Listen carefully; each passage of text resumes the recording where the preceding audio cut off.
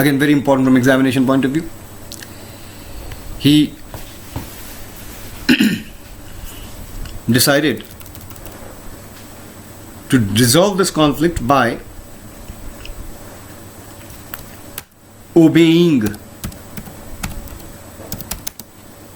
the higher law of being, the voice of his conscience, the voice of his conscience.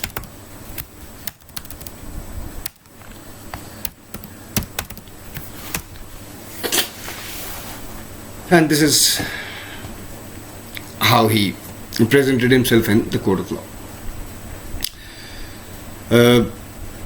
Considering the large number of sharecroppers that had gathered outside the court's premises, the lawyer decided to delay in delivering the judgment, understandably because of the reasons that any particular judgment against Gandhi would definitely incite a kind of uprising or confusion, which he did not want to create, and told Gandhi that in return of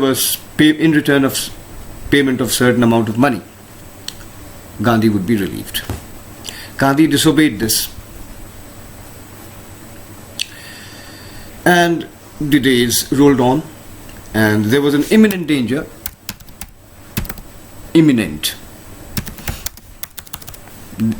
There was an imminent danger of Gandhi being arrested, of Gandhi's arrest.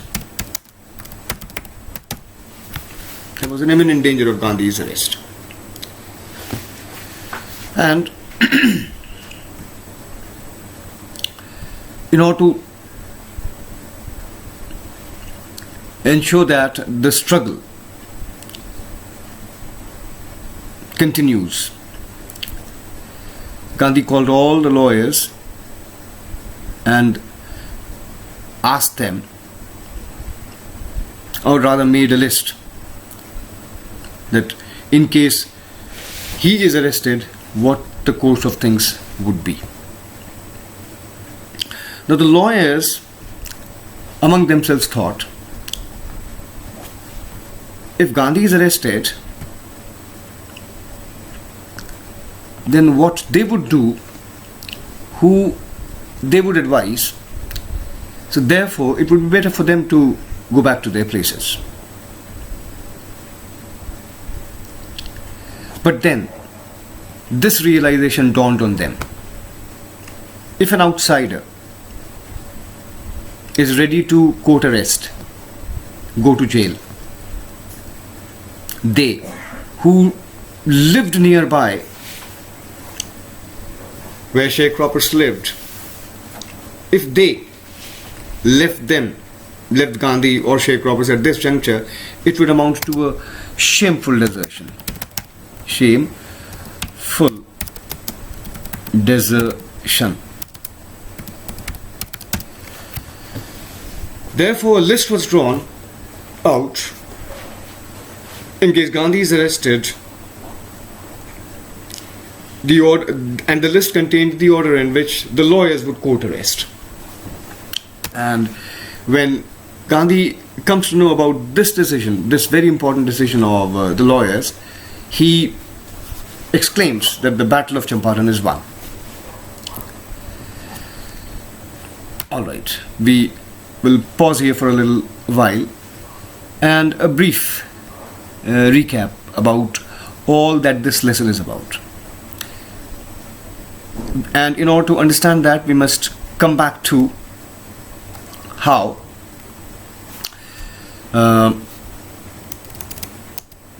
the excerpt is summed up.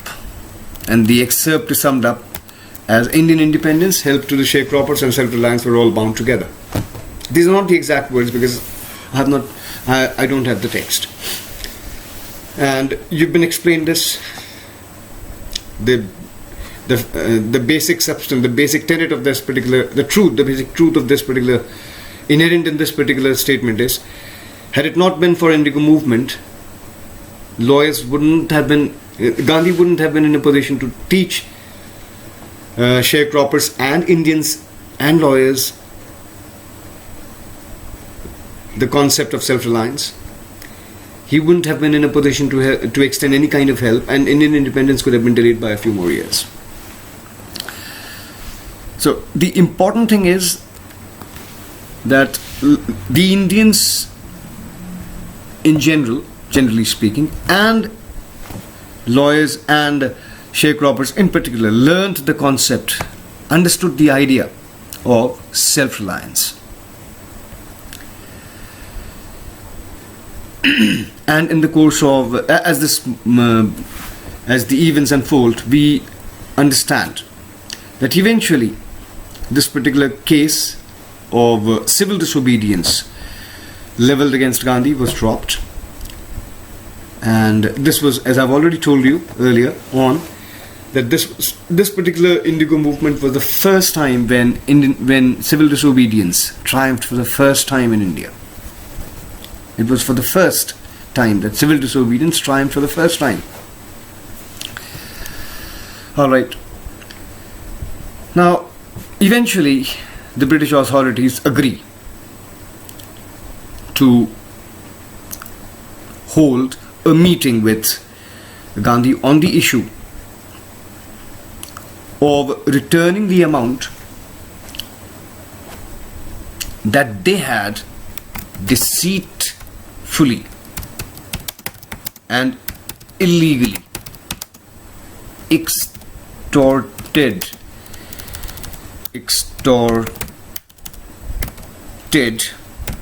from the British, from the Indians. Eventually, the two parties, and eventually the British agree. And it shouldn't come as a surprise to anyone. Gandhi was the sole representative of all the sharecroppers, and on the other side of the table to resolve this issue sat the representatives of all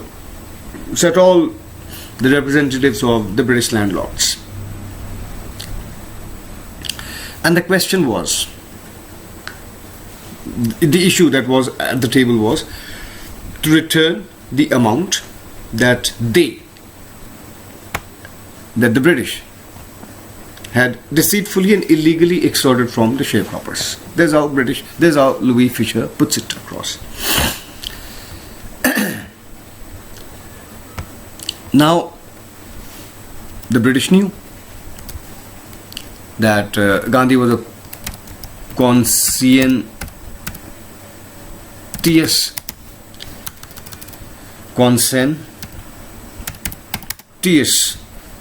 person. He was morally upright.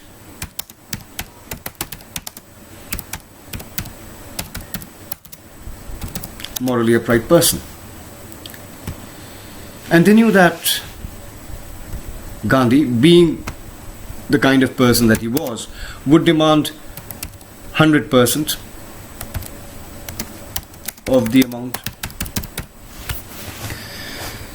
And the British did not want any kind of resolution. The British